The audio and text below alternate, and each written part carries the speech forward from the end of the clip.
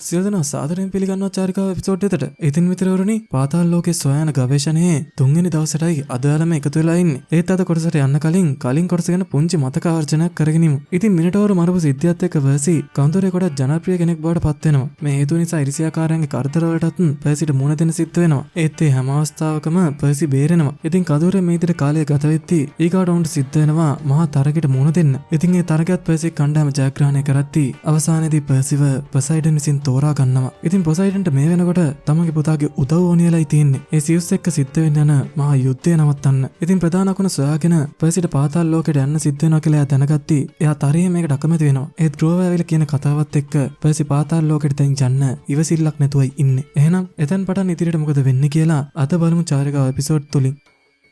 Percy පොසයිඩන්ගේ කුටියේ තිබ්බ හරි අద్භූත ස්ථානයකට ඇවිල්ලා ඉන්නේ. මේ ස්ථානයේදී උට මුණ ගැහෙනවා ටිකක් වයසක ගැහණු කෙනෙක්. පර්සි මේ කෙනාට කතා කරත් මුලින්ම කිසිම රියැක්ෂන් එකක් දක්වන්නේ නැහැ. හැබැයි ටික වෙලාවකින් මේ වයසක ගැහණු කෙනා නැගිටිනවත් එක්ක ඇගේ මුඛයෙන් කොළපැහැති වායුවක් පිට වෙනවා. මෙතනදී පර්සිට දිස් වෙන්නේ එයා අකමැතිම පුද්ගලයාගේ මූණයි. ඉතින් මේ ඉන්නේ පර්සිගේ සුළුපියා. කොහොමද මෙතනදී මේ අනාවේග කියන ගැහණු කෙනා පර්සිට කියනවා බටහිරට ගොස් වෙනත කැරණු දෙවියන්ට මුහුණ දීමට නුඹට සිදු වේවි. සොරකම් කරන දේ නුඹ විසින් සොයාගෙන නැවත ආරක්ෂිතව ගෙනේවි. ඉතින් ඒ අනාවැකියත් එක්ක දැන් පර්සිට සිද්ධ වෙලා තියෙන්නේ මේ ගවේෂණයට සුදුසු තවත් යාළුවන් දෙදෙනෙක්ව බඳවා ගන්නයි. ඉතින් පර්සි කැමැත්ත පරිදි මේ වලල්ලේදී ඔහු මුලින්ම තෝරගන්නේ ඇනබෙත්වයි. හැබැයි දෙවෙනියට තෝරගන්න කෙනා වලල්ල ඇතුළේ නන්නේ. මේ අතර වාරේ ග්‍රෝවර් පියාඹන අස්සෙන්ගේ වැඩ ටිකක් කරගෙන ඉන්නකොට පර්සි ටික වෙලාවකින් මෙතනට එනවා. ඔයාගේ තෝරා ගැනීමේ උත්සවය මග කරනවට සමා වෙන්න ඕනි. ඉතින් මිත්‍රවරුනි, පර්සි තමන්ගේ දෙවෙනි සගයා විදියට තෝරගෙන තියෙන්නේ තමන්ගේ විශ්වාසදායීම යාළුවා වෙච්ච ග්‍රෝවර්වයි. ග්‍රෝවර්ට මේක ඇහුණාම හරිම සතුටුයි. අනාවැකිය කිව්ව මායාකාරී මිත්‍රවරුනි තවත් විශේෂ දෙයක් කියලා තියෙනවා. නුඹට යාළුවායයි අමතන අයෙක් නුඹට ද්‍රෝහි වේවි. එමෙන්ම අවසානයේදී වඩාත්ම වැදගත් දේ බේරා ගැනීමට නුඹ අපොහසත් වේවි.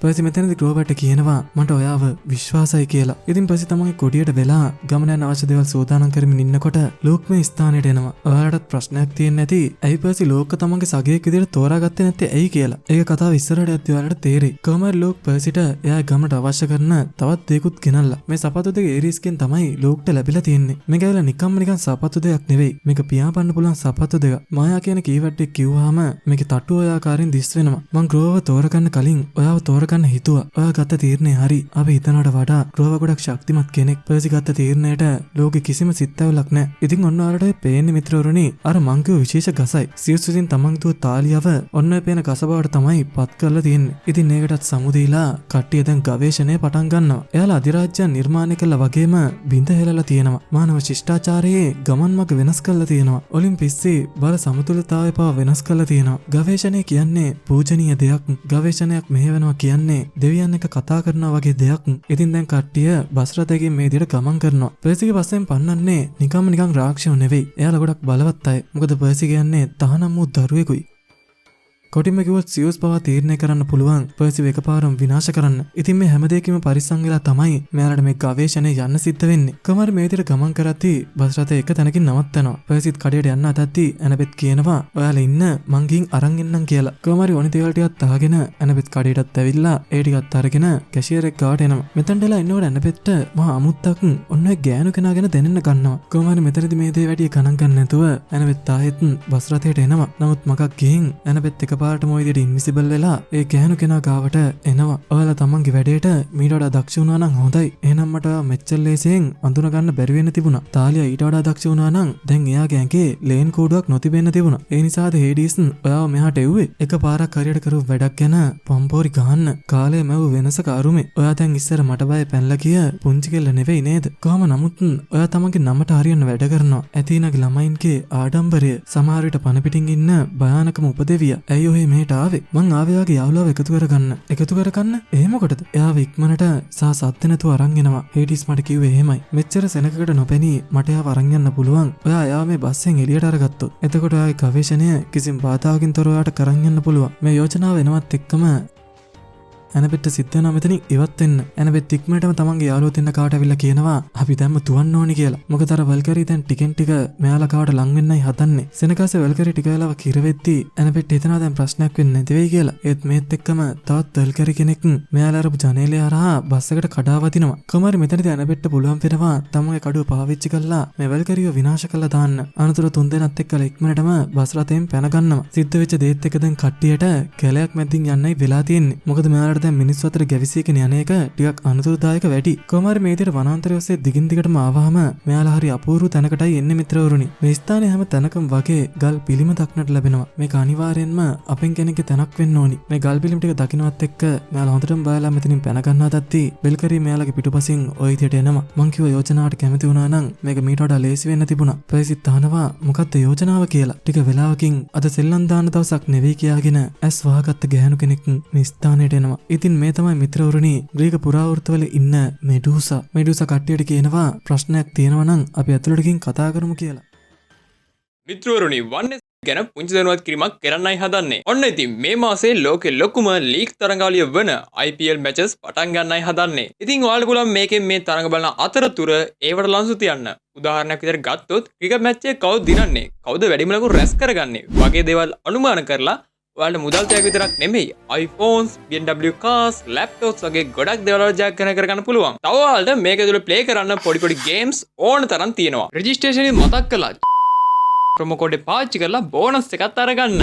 තවත් විශේෂ අවස්ථාවක් ගැන ඔයාලට කියන්නයි හදන්නේ. කියන ප්‍රොමෝ කෝඩ් එක පාවිච්චි කරලා අලුතෙන් රෙජිස්ටර් වෙන 5 දෙනෙකුට රුපියල් 10 ගානේ ෆස්ට් ඩිපොසිට් 5ක් අපි ගන්න ලබා දෙනවා. වැඩි විස්තර දැනගන්න පහළ තියෙන WhatsApp channel එකට join වෙලා ඉන්න. මේකට ඔයාලට සල්ලි දාන්න වගේම සල්ලි ගන්නත් හරිම ලේසි. iPay, UPay, සම්පත් විශ්ව බැංක් ට්‍රාන්ස්ෆර් කරලා හරි. ඔයාලට සල්ලි දාන්න වගේම ඔයාලා දිනන සල්ලි ඔයාලට බොහොම පහසුවෙන් අරගන්නත් පුළුවන්. කමෙන්ට් එකේ පින් කරලා වැඩි විස්තර චෙක් කරලා බලන්න.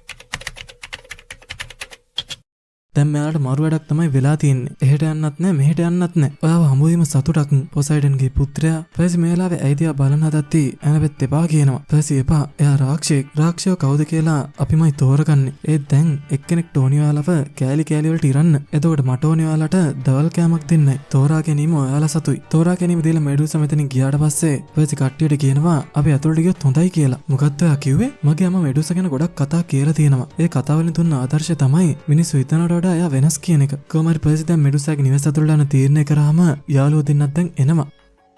ඔයාලා දන්නවද මිත්‍රෝනි මෙඩූසට මේ වගේ ශාපයක් සිද්ධ කරේ කවුද කියන එක? ඇතිනා දෙවගණ විසින් තමයි ඒ දේ සිද්ධ කරලා තියෙන්නේ. ඔයා හිතනවද ඔයා ඇතිනාගේ දුවෙක් වුණ පළියට මං ඔයාගෙන් පලි ගන්න හිතාවි කියලා? මෙඩූසා මෙතනදි සෑහෙන උත්සාහ කරනවා තමන් හොඳ කෙනෙක් කියලා පෙන්වන්න. ඇතිනා තමන් සිද්ධ කරපු ශාපය ගැනත් මහා බොරු කතාවක් තමයි මෙඩූසා මෙතනදි කට්ටිය ඉදිරියේ කියන්නේ. ඔන්න දැන් තමයි ටික වෙලාවකින් මෙඩූසා යාගේ වැඩ පටන් ගන්න හදන්නේ. සමහර විට ඔයාගේ අම්මයි මමයි එක වගේ වෙන්න පුළුවන්. එකම රාක්ෂයාට බිලි වෙච්ච. මෙතනදි පස්සේ කියනවා මගේ අම්මා කවදාවත් මගේ තාත්තා එහෙම දෙයක් කියලා නෑනේ කියලා. අන්න එතකොට තමයි මෙඩුසාගේ රංගනය පර්සිටත් තේරෙන්න ගන්න. මෙඩුසා තමයි කතාව ඉතිරි කොටස කියලා පිටිපස්ස බලනකොට පර්සි පේන්නේ නෑ. ඉතින් මේ වෙලාවේ ඇය තමන්ගේ හැට් එකත් ගලවන් කැම් මේසේ කාට ඇවිල්ලා බලනකොට කවුරුත්ම පේන්නේ නෑ. එළියෙත් හැබැයි කවුරුත් පේන්නේ නෑ. නමුත් තමයි ගබඩා කාමරේ දොර නම් ඇරලා තියෙනවා. මෙඩුසා හිතුවත් වගේම අපේ කට්ටිය මේ වෙද්දි ඒක ඇතුලේ හැංගිලා ඉන්නේ. කට්ටිය විදියට බයෙන් ඉන්නකොට ওই විදියට මේ ස්ථානය ගින්දර වලින් ආලෝකමත් වෙන්න ගන්නවා. ආලෝකමත් වුණාම තමයි ඉතුරු පිළිම කන්දරාව දකින්නේ. රුව දැන් කට්ටියට පොඩි සැලස්මක් කියනවා. අපි බෙදලා කියොත් හොඳයි මම පියාඹල යන්නම්. එතකොට එයා මයිතියා බලන් ඉති. ඒ අවස්ථාන් වල ප්‍රයෝජනය අරගන්න. මෙහෙලා ඩයල් එකට වැරදිලා මායා කියනවත් එක්කම ඩ්‍රෝව පියාඹල යනවා.